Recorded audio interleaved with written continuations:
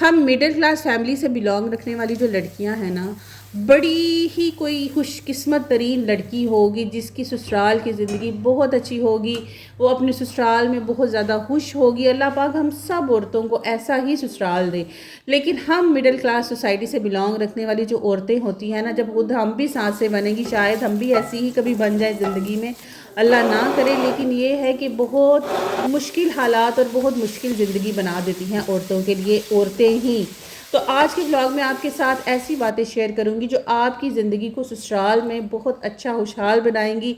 आप कैसे अपनी नंद होगी, सास हो गई, या जो देवरानियां जेठानियां हैं उनकी साजिशों से बचेंगी, कैसे अपने हस्बैंड के साथ अपनी ज़िंदगी को अच्छा और खुशगवार बना सकती हैं। क्योंकि होता यही है कि हम अपने सास ससुर की लड़ाइयों से परेशान होकर अपने हस्बैंड के साथ लड़ाइयाँ करते हैं, और हस्बैंड के साथ भी जो हमारा ताल्लुक़ है ना, वो ख़राब होना शुरू हो जाता है।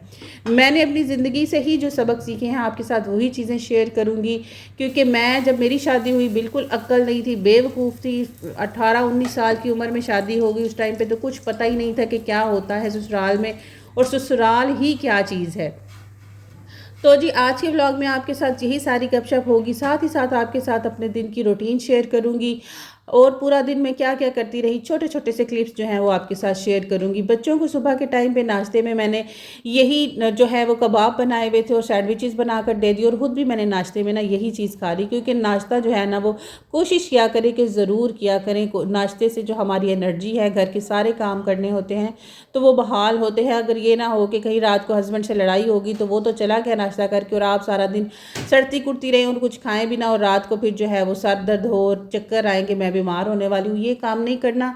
नाश्ता करेंगी तो किसी के साथ लड़ने की, बात करने की हिम्मत आएगी, अदरवाइज़ आपकी ज़िंदगी में परेशानियाँ और बढ़ती जाएंगी। तो सबसे पहली बात तो ये है कि ससुराल में अपनी जो जगह है या अपना मुकाम है वो कैसे बनाना है। क्योंकि ऑलरेडी अगर आपकी वहाँ पर देवरानियाँ जेठानियाँ मौजूद हैं, तो फिर आपको अपनी जगह कैसे बनानी है, उसकी सबसे पहली ट्रिक ये है। और बड़ी इंटरेस्टिंग सी बात है, यकीन करें, हमारी यूनिवर्सिटी की टीचर ने मुझे बताया था। मेरे हस्बैंड की डेथ के बाद मैंने जब अपनी स्टडी कंप्लीट की, तो तब की बात कर रही हूँ। हमारा मैनेजमेंट का एक कोर्स था, और उसमें उन्होंने कहा कि चाहे आप कहीं पर जॉब कर रही हैं या किसी भी जगह पर आप जब न्यू जाती हैं कि वहाँ पर आपने अपनी ज़िंदगी का काफ़ी टाइम और हिस्सा गुजारना है, तो तकरीबन 3 से 4 माह तो लाजमी, उन्होंने तो 6 माह कहा था, लेकिन मैं आपको ये कहूँगी कि 3 से 4 माह तो लाजमी लोगों के रवैयों को समझे, अपनी देवरानियों जेठानियों को समझे, अपने सास ससुर नंद, घर में जितने भी रिश्ते हैं उन सब को समझें। देखें कि वो लोग कैसे ज़िंदगी गुजारते हैं, किस तरह की बातचीत करते हैं, एक दूसरे के दिल में, एक दूसरे के लिए उनके दिल में इज़्ज़त है, प्यार है, क्या हिसाब है।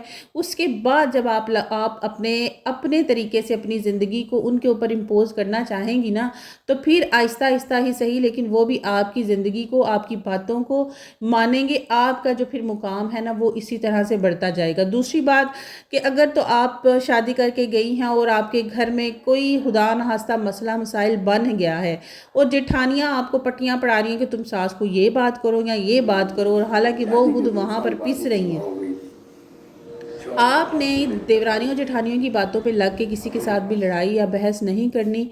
हाँ, आपने अपने हक के लिए बोलना भी ज़रूर है। ऐसा भी नहीं है कि मैं अब आपको बोलूँ कि देवरानियाँ जेठानियाँ तो पीस रही हैं और आप भी पिसती चली जाएं। ऐसा काम आपने बिल्कुल भी नहीं करना। मेरी जब शादी हुई थी, हालांकि अक्ल समझ कोई नहीं थी, शुरुआत के कुछ टाइम पे ना मेरे साथ भी यही चीज़ें हुई, लेकिन मेरा हस्बैंड अच्छा था, अल्लाह पाक उसको जन्नतुल फिरदौस में जगह दें। उसने मुझे समझाया कि देखो, अपने घर को ना तुमने खुद देखना है, लोगों की बातों में नहीं आना। अगर तुम्हें कोई काम लगता है कि मेरी माँ ने गलत किया है, तुम उनसे अच्छे तरीके से आराम से बात करो और उनको समझाओ कि ये बात या ये काम गलत है, ये मैं इस तरह ने नहीं कर सकती। और यकीन करें, मेरे हस्बैंड ने ये बात मुझे वाकई में की थी। अगर आपके हस्बैंड भी आपको नहीं समझा रहे हैं और आप दूसरों की बातों में लग के बिला वजह लड़ रही हैं, और आपका हस्बैंड आपको ये बात कह रहा है कि तुम किसी भी बहस में ना पड़ो, ये मुझ पे छोड़ दो, तो यकीन करें आप अपने हस्बैंड पे छोड़ दें, वो सारे काम बड़े अच्छे तरीके से ना हैंडल कर लेता है। बिल्कुल आपने ससुराल में देवरानियों जेठानियों की बातों पे तो बिल्कुल नहीं लगना। होता क्या है कि वो आप लोगों को तो आगे लगा देती है और आप बुरी बन जाती हैं, और जो दूसरी होती है वो वहीं पर अपना मुकाम लेकर ना बैठी रहती हैं। अपने ससुराल में अपनी एक जगह, अपनी एक वर्थ, एक वैल्यू बनाने के लिए यही चीज़ आपने देखनी है। सबसे पहला कि आपने सबको कुछ टाइम के लिए समझना है, दूसरा, किसी की बातों में नहीं आना, अपने हक़ के लिए बोलना ज़रूर है, लेकिन चीख चिल्लाकर और बदज़ुबानी से नहीं, लेकिन अच्छे तरीके से तहज़ीब और लिहाज से अगर आप बात करेंगी तो लोग भी आपकी बात को समझेंगे। दूसरी चीज़ ये है कि ससुराल में ना आपने एक काम भी ज़रूर करना है, आपने ना कहना भी सीखना है। और ये काम सिर्फ ससुराल में नहीं, आप कहीं पर भी लाइफ में हैं ना, आपने ना कहना सीखना है। जो काम आपको नहीं पसंद, जो काम आप नहीं करना चाहती, या जो काम आपकी मतलब कि अगर आप थकी हुई हैं फ़र्ज़ करें, और आपकी सास ने आपको कह दिया कि अब तो जैसे कि सर्दी आ रही है और साग का सीज़न आ गया, और हम मिडिल क्लास फैमिली से बिलोंग रखने वाली जो सासें होती हैं ना, ख़ास तौर पर उन्हें बड़ा साग पसंद होता है और वो कहती हैं पकाओ साग खुला खुला लाकर। अगर आप थकी हैं, आपने घर के बहुत से काम किए और आपका बिल्कुल दिल नहीं है, तो आप उन्हें आराम से इनकार कर दें कि ये काम मैं नहीं कर सकती। तीसरी चीज़ ये है कि हमारा हस्बैंड, जिसके लिए हम अपना घर, माँ-बाप, अपने तमाम प्यारे रिश्तों को छोड़कर उस इंसान की वजह से ससुराल के घर में आती हैं और अपने उस घर को अपना घर कहती हैं और अपने उसके उसके उन रिश्तों को अपना रिश्ता बनाने की कोशिश करती हैं। तो इसमें हमारे हस्बैंड की क्या ज़िम्मेदारी होगी, या आप अपने हस्बैंड को इस चीज़ पर किस तरह लेकर आएँगी कि वो आपको हर बात पर और हर चीज़ पर डिफेंड करे। लेकिन यहाँ पर एक बात ये कहूँ कि आप अगर गलत नहीं होंगी, तो फिर अगर आपने किसी के साथ ज़्यादती की है तो ये बात गलत हो जाएगी। देखिए, ज़िंदगी का जो पहिया होता है ना, वो ऐसे ही चलता है कि अगर हम किसी के साथ बुराई करेंगे तो हमारे साथ बुराई होगी।